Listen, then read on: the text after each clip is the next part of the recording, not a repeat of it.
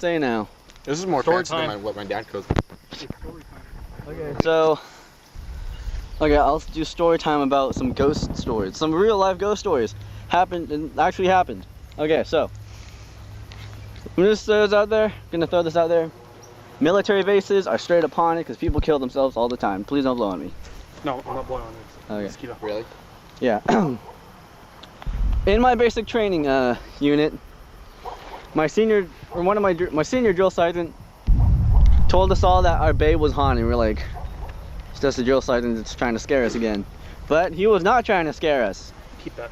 Shadows of drill. Oh, you just add water in there, up to there.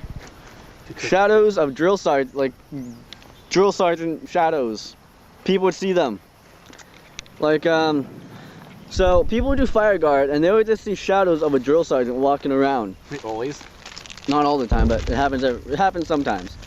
And I also heard my drill sergeant, my senior drill sergeant who served with my dad, my senior drill sergeant, on the first day he got there, because he came after day 0, because he had just finished air assault school, so he came late.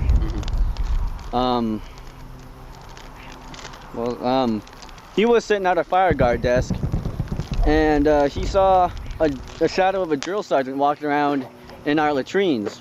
Yeah. And it walks into our supply closet, and that supply closet is kept locked so people don't like pulling the man to Todd, because there's like bleach and stuff in there.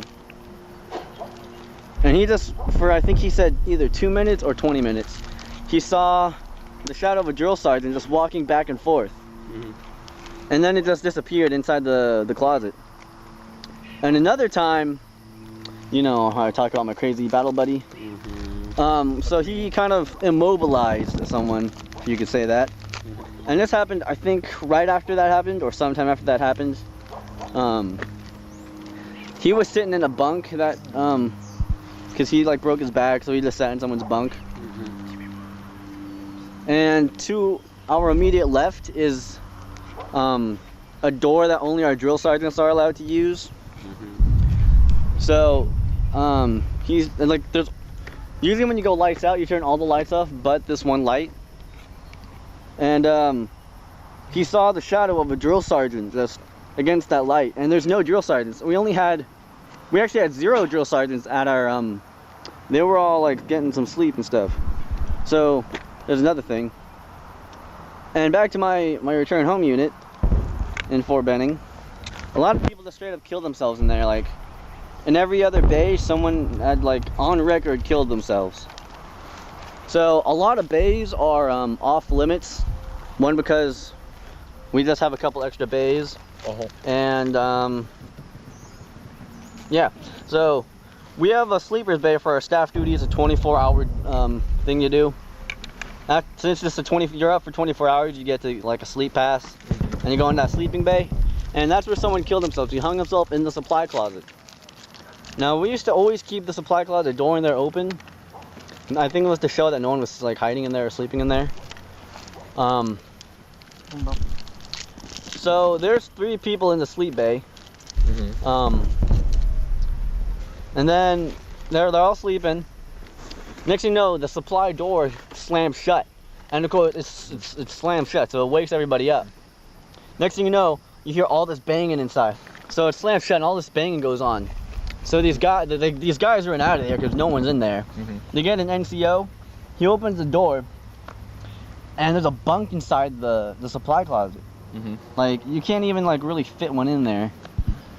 So there's a bunk in there that's completely dismembered. The NCO closed the door, locks it, into that. And the bay I slept in was right underneath that bay. And you know, like everything, that entire building was made of like just all concrete. And so we're about to go to bed. You know, they call lights out, they turn the lights off, and we're all like, good night, because that's kind of what we do. So we say good night, and then next thing you know, we hear every single, we use the sleepers bay to store extra bunks. So we have like about 200, no, way less than that. We have like a little over 100 bunks in there, and you can hear every single one of them going up and down. The slamming on the ground. Oh, that was weird. Like, only 3 or 4 people were in that bay. And you can't just get 100 or so bunks to rise and fall at the exact same time. And the bunks have the marks on the feet of the on the legs of the bunks. They have the marks to prove it. That kind of stuff happens. Taking my GoPro. And the last one, I was pulling staff duty, you know, the 24-hour detail at Ft.Benning Sand Hills reception. And my drill sergeant that was in charge of me said to never go downstairs alone. And 1, because you need a battle buddy, and 2, because it's haunted. And if you're alone, day or night, stupid mosquitoes, if you're alone day or night, things are gonna happen. So I was actually what? Like there's actually like people just waiting down there. What? There's people where? What's up, Bill? No, I said there's actually like people like waiting down there. Oh. So how you doing, partner? anyways, since it's a reception station, there's only people there for like probably 8 hours a day, and after that everyone just leaves. This is like 2 in the morning. And so my drill sergeant that was in charge of me at the time said, like, just go into the auditorium and go take a nap, and then we're gonna have like shifts, you know, because 2 people have to stay at the actual staff duty desk. And yeah, and if like they have security cameras all over the place, so if someone's driving in, then they can just say like, hey, everybody wake up and look busy.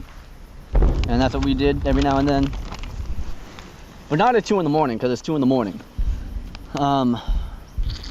Their duties really didn't start until 5 in the morning, so they would still be sleeping in. So it's 2 in the morning. Just take water from your camelback and pour it in there. You should save it though. We were in this auditorium. Oh yeah, I'll let you save it. Actually, I want you to learn how to use it. Okay. So we were in this auditorium before we took a nap, and we were all in a circle. It's an auditorium, so there's chairs everywhere. We're all just sitting in a circle, talking about stuff. I forgot what. Man, I'm cold. I'm shivering, dude. Yeah, not me. So anyways, we're in this auditorium just in a circle talking, and you know those doors that like separate the auditorium, those like extendable doors to set, like, you know. Yeah. You actually know what I'm talking about? Yeah, the doors like in the front. Move the water. Like it separates, like there's the auditorium, and then it has like those doors that kind of like go like that to make it. It's like a wall. Anyways, yeah, I might want to move. The door, there's a door that leads from one side of the auditorium to the other side of the auditorium. And the door is like all the way open. Like, it's like, no one can hide behind the door unless you're like 4 years old. And we hear hissing from behind the door. There's hissing behind the door. And it's not a snake hiss. Like, you can tell if it's a snake. It's a person going, except like yeah, it's kind of like that sound. And we're like, what is that? And we walk over to the door and there's no one behind it. So we're like, someone's pulling a prank on us. We go over to the staff duty desk and there's still 2 people plus our drill sergeant sleeping. So we decide to do like a little room clearing thing. There's 3 ways into that sector of the auditorium. So we clear the auditorium. We check behind the door to make sure there's no vents or anything that can make a hiss. We're like, okay, let's just close the door. Maybe we won't hear it anymore. And next thing you know, we hear it and it's even louder. Get away from me. We hear the hissing and it's even louder. So we just, boom, kick open the door and there's nothing there. So we just keep the door all the way open this time so no one can hide behind it. And we still hear hissing from right behind the door. So, yeah, that's, we got wet. We got so wet. So, man, it makes me shake just remembering.